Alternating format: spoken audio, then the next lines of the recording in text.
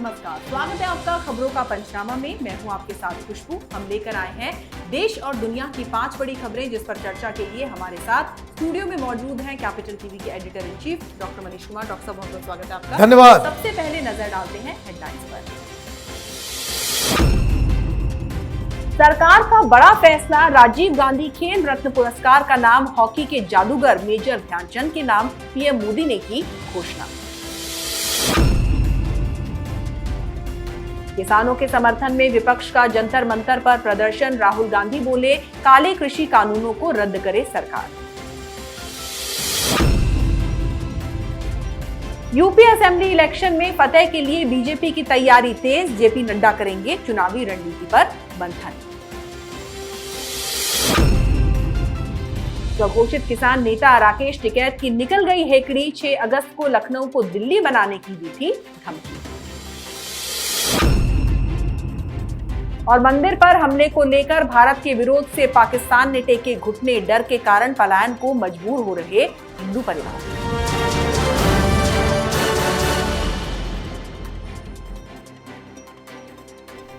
रुक करते हैं पहली खबर का। भारत में खेल के क्षेत्र में दिया जाने वाला सबसे बड़ा सम्मान राजीव गांधी खेल रत्न पुरस्कार का नाम अब हॉकी के जादूगर मेजर ध्यानचंद के नाम पर कर दिया गया है। इस बात की जानकारी खुद प्रधानमंत्री नरेंद्र मोदी ने ट्वीट करके दी। उन्होंने कहा कि देश को गर्वित कर देने वाले पलों के बीच अनेक देशवासियों का ये आग्रह भी सामने आया कि खेल रत्न पुरस्कार का नाम मेजर ध्यानचंद जी को समर्पित किया जाए। लोगों की भावनाओं को देखते हुए इसका नाम अब मेजर ध्यानचंद खेल रत्न पुरस्कार किया जा रहा है। जय हिंद। डॉक्टर साहब, सरकार के इस फैसले को आप किस तरीके से देखते हैं? देखिए, प्रधानमंत्री मोदी से यही उम्मीद है कि वो सर्जिकल स्ट्राइक करने में मास्टर है जी। और ये जो एग्रेसिव रुख प्रधानमंत्री का जो देखने को मिला जी। देश की जनता इसीलिए तो उनको वोट देते हैं कि आप ये जो तरीका जो पुराना था कामकाज का, सरकार का फैसला लेने का, उसको आप बदलें। लोग इस तरह के बदलाव चाहते हैं। ये देश किसी एक परिवार का गुलाम नहीं है। सारी चीज़ें एक परिवार के नाम पे कर दी जाए, ये भी सही नहीं है। और ये मांग कई सालों से हो रही थी कि भाई कम से कम आप जिस व्यक्ति के नाम पे नेशनल स्पोर्ट्स डे मनाते हो, जिस व्यक्ति के जन्मदिन के ऊपर स्पोर्ट्स की तमाम पुरस्कारों को राष्ट्रपति के द्वारा बांटा जाता है, चाहे वो अर्जुन अवार्ड हो, चाहे वो अब तक जो राजीव गांधी खेल रत्न अवार्ड था, ये सारी चीज़ें ध्यानचंद जी के जन्मदिन के ऊपर दी जाती हैं। और जिस व्यक्ति को आपने इतना रिस्पेक्ट दिया, उसके नाम से कोई पुरस्कार ही ना हो, ये तो बहुत ही गलत बात थी। और इस तरीके से प्रधानमंत्री मोदी ने एक जो ध्यानचंद की जो गरिमा है, जो लोग ध्यानचंद के बारे में उतना ज़्यादा नहीं जानते हैं, तो उनको बस एक एग्जाम्पल के लिए मैं बता दूं कि जो क्रिकेट के लिए तेंदुलकर और गावस्कर हैं, जो फुटबॉल के लिए मैराडोना और पेले हैं, हॉकी के लिए वही ध्यानचंद हैं। ध्यानचंद के जैसा न कोई खिलाड़ी अभी तक आया है और आगे आने वाले दिनों में भी उस तरह का कीर्तिमान बनाने वाला खिलाड़ी शायद ही आ सके। और इसलिए प्रधानमंत्री मोदी ने जन भावना को बाकायदा आदर करते हुए एक ऐसा फैसला लिया है कि जिसका स्वागत पूरा देश कर रहा है। सिर्फ ये कांग्रेसी हैं जो जल भुन गए हैं, जिनको लग रहा है कि राजीव गांधी का नाम हटा करके प्रधानमंत्री ने राजनीति की है।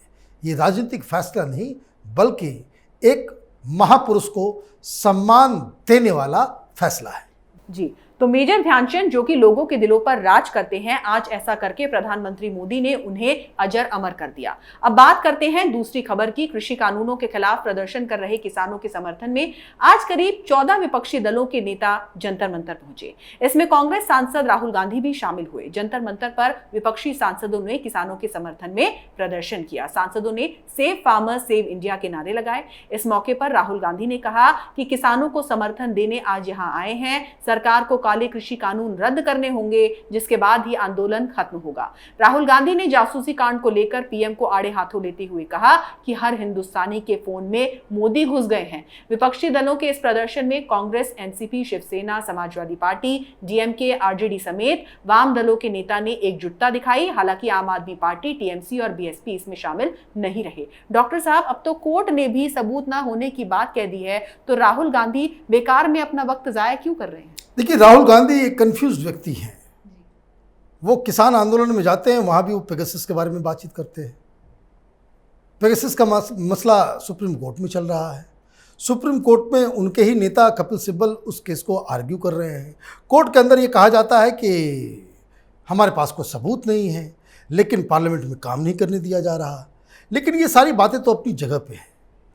कन्फ्यूज़न और भी बहुत बड़े स्तर पे है। दरअसल राहुल गांधी ने अपने साथ इन तमाम लीडरों को लेकर के वो इसलिए गए थे क्योंकि मॉर्निंग में ही मल्लिकार्जुन खड़गे के दफ्तर पे एक मीटिंग हुई थी, जहां सारे विपक्षी दलों को बुलाया गया था कि ये जो पेगासस का मसला हो या किसान आंदोलन हो, इस पे सारी विपक्षी पार्टियां एक हो जाएंगी और उसका नेतृत्व कौन करेगा?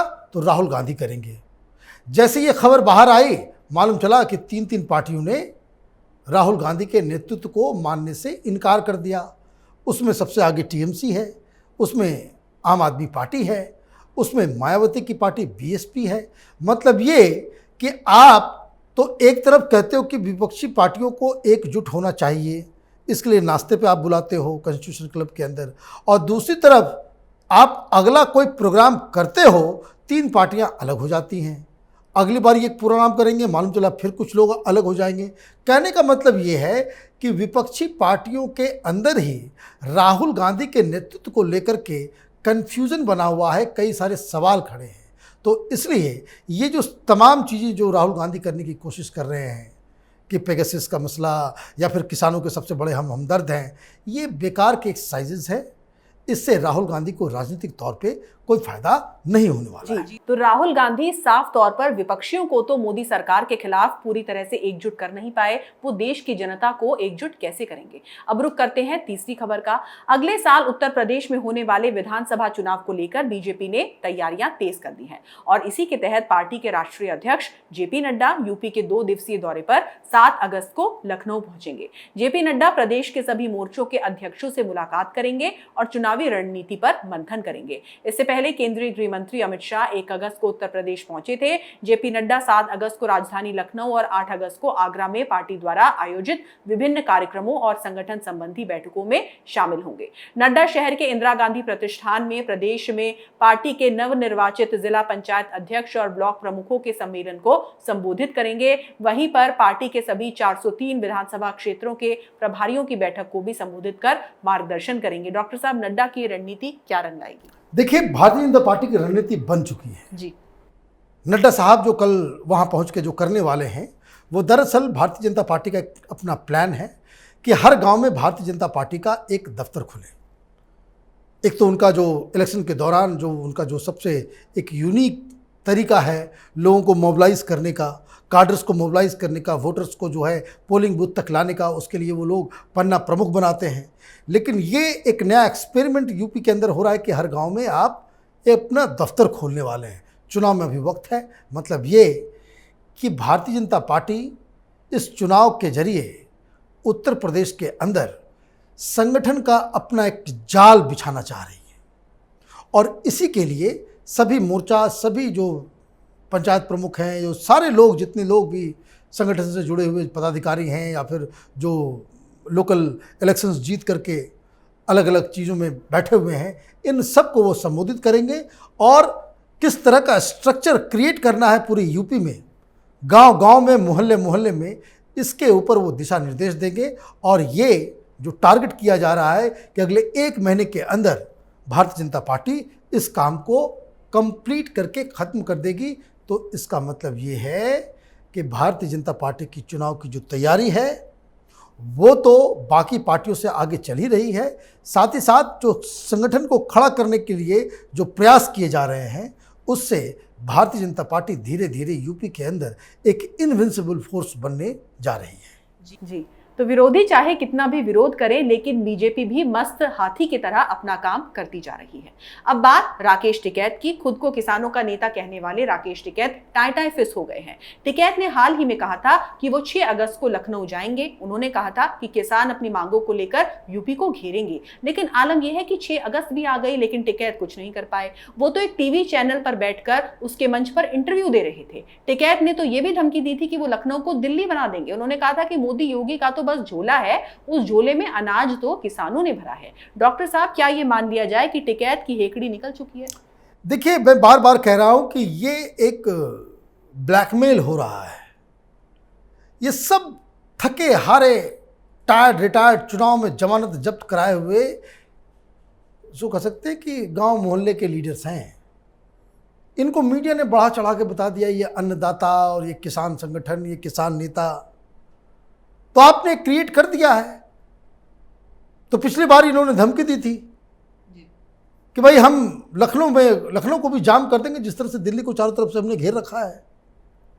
लेकिन बाद में कुछ वीडियोस भी आए जिसमें लोग पूछ रहे थे कि भाई आओ, तो पता चला कि उनको साफ साफ निर्देश दे दिया गया था कि हाँ, तो केजरीवाल की मदद है, बहुत सारा प्रॉब्लम भी है दिल्ली, लेकिन लखनऊ में योगी जी का डंडा जो है वो पूरी तरीके से तैयार है। तो जो आंदोलनकारी होते हैं वो सरकारों से नहीं डरते। ये डर गया तो हमारी बात इसकी पुष्टि हो गई कि ये आंदोलनकारी नहीं है। और जिस हिसाब से इन लोगों का आंदोलन बिना किसी रिजल्ट के एक डेड एंड पे आके खड़ा हो गया है, ये लोग सिर्फ और सिर्फ अब इस बात के लिए लालायित हैं कि कोई एक ऐसा विंडो खुल जाए कि जिसको दिखा करके हम अपना चेहरा बचा ले, फेस सेविंग जो है वो कर ले और इस आंदोलन को हटा ले। इस आंदोलन से कुछ नहीं होने वाला, ना ही चुनाव पे इसका कोई असर होने वाला है। जी, तो राकेश टिकैत को ये पता होना चाहिए कि उनकी गीदड़ भभकियों से कोई भी डरने वाला नहीं है। आखिरी खबर पाकिस्तान से जुड़ी है। पाकिस्तान में स्थित एक मंदिर में हुई तोड़फोड़ की घटना के बाद भारत के विरोध के आगे पाकिस्तान ने घुटने टेक दिए हैं। पाकिस्तानी प्रधानमंत्री इमरान खान ने मंदिर में हुई तोड़फोड़ की घटना की निंदा की और मंदिर को फिर से बनवाने का भरोसा दिया। इसके साथ ही खबरें ये भी आ रही हैं कि उन इलाकों में रहने वाले हिंदू परिवारों ने वहां से पलायन करना शुरू कर दिया है। इस बीच पुलिस ने धार्मिक नेताओं के साथ एक प्रेस कॉन्फ्रेंस की और कहा कि चंद मुट्ठी भर लोगों ने शांति भंग करने की कोशिश की है। पुलिस ने कहा कि उन लोगों को उकसाने वाले, उनको वहां पर लाने वालों के खिलाफ सख्त कानूनी कार्रवाई होगी। डॉक्टर साहब, क्या आपको लगता है कि पाकिस्तान ने जो कहा वो कभी उस पर अमल करेगा? देखिए, पाकिस्तान इज ए रोग स्टेट, सड़ चुका है, गल चुका है। वहां पे फंडामेंटलिज्म जो है वो समाज का एक हिस्सा हो गया है। अब इस घटना में क्या हुआ, कुछ लोग दिन दहाड़े मंदिर में घुस करके उसको तोड़फोड़ करते हैं और हकीकत यही है कि इस तरह के एलिमेंट्स को पाकिस्तान में बहुत इज्जत से देखा जाता है। हिंदुस्तान के अंदर जिस तरह के आतंकी संगठन पाकिस्तान में ऑपरेट करते हैं, बहुत सारे लोग कहते हैं मैं हिंदुस्तान पाकिस्तान सब एक जैसा है, ये जो लेफ्ट लिबरल कमाल यही थ्योरी समझाता है ना। हिंदुस्तान के अंदर कोई आतंकी संगठन जिस तरह से पाकिस्तान में वो ऑपरेट करते हैं, अगर हिंदुस्तान में ऑपरेट करें, हिंदुस्तान के अंदर ही सरकार के खिलाफ जो है आंदोलन शुरू हो जाएगा। किसी भी पार्टी की सरकार हो, हिंदुस्तान में आतंकी संगठनों के लिए कोई जगह नहीं है, लेकिन पाकिस्तान में ऐसे एलिमेंट को पूजा जाता है। उसके सामने इमरान खान की भी पतलून गीली हो जाती है। अब जब भारत ने एक्शन लिया, क्या एक्शन लिया भारत ने? पाकिस्तान के एम्बेसडर को, हाई कमिश्नर को हमने तलब किया, पूछताछ की। इनको समझ में आ गया कि भाई भारत इस मसले को फिर उठा करके पूरी दुनिया में घूमेगा और कहेगा कि देखिए किस तरह से माइनॉरिटी राइट्स वहां पे जो है बिल्कुल उसकी अवहेलना होती है, हिंदुओं को मारा जा रहा है, क्रिश्चियंस को भी मारा जा रहा है, सारे माइनॉरिटीज खतरे के अंदर में है। तो इमरान खान ने गिरगिट की तरह बयान दे दिया कि इसकी निंदा करते हैं। सुप्रीम कोर्ट ने भी वहां पे सुमोटो लिया है इसको। लेकिन ये सब तो अलग बात है। ये हाथी के वो दांत हैं जो दिखाने वाले हैं, और हाथी के जो असली वाले खाने वाले दांत हैं उसको भी जरा समझिए। एफआईआर हो गई, सारे लोगों के चेहरे नजर आ रहे हैं, सारे लोग आइडेंटिफाइड हैं, लेकिन एफआईआर में किसी का नाम ही नहीं है। मतलब इस मसले को दबा दिया जाएगा। हिंदू मंदिर को तोड़ना अपने आप में बताता है वहां पे कि आपने अच्छा काम किया। ये वहां का सड़े गले समाज की वहां का वो सिस्टम है। और जो लोग सेन लोग हैं, जो रैशनल लोग हैं, उनके पास आवाज ही नहीं है। उसको आवाज को कौन उठाएगा? और दूसरी जो और भी अहम बात है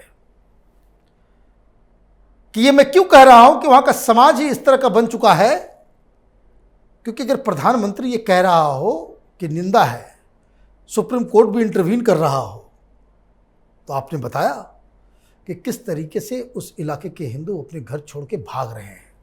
मतलब ये कि मंदिर को तो तोड़ा ही, अब इनको धमकी भी दी जा रही है, भाग जाओ। अदरवाइज अगर प्रधानमंत्री ये कह दे कि यहां पे सब लोग सुरक्षित हैं, सुप्रीम कोर्ट इंटरवीन कर रहा हो, वहां की पुलिस इस तरह के चिकनी चुपड़ी बातें कर रही हो, तो वहां से पलायन करने का तो किसी को जरूरत नहीं पड़ती। लेकिन लोग पलायन कर रहे हैं, वो इस बात का सबूत है कि वहां पे हिंदुओं की जान जो है वो सुरक्षित नहीं है, वहां पे मंदिर सुरक्षित नहीं है। और इसलिए भारत को पाकिस्तान के खिलाफ एक बड़ी मुहिम ग्लोबल स्तर पे वो करनी चाहिए और पूरी दुनिया को ये बात बतानी चाहिए कि पाकिस्तान के अंदर माइनॉरिटीज़ के खिलाफ बाकायदा वहाँ पे स्टेट स्पॉन्सर्ड वायलेंस होता है। जी डॉक्टर साहब, बहुत बहुत धन्यवाद इस तमाम जानकारी के लिए। धन्यवाद। तो खबरों का पंचनामा में आज के लिए बस इतना ही। देश विदेश की बाकी खबरों के लिए आप देखते रहिए कैपिटल टीवी। हमें लाइक करें, शेयर करें और कैपिटल टीवी को सब्सक्राइब करें। नमस्कार।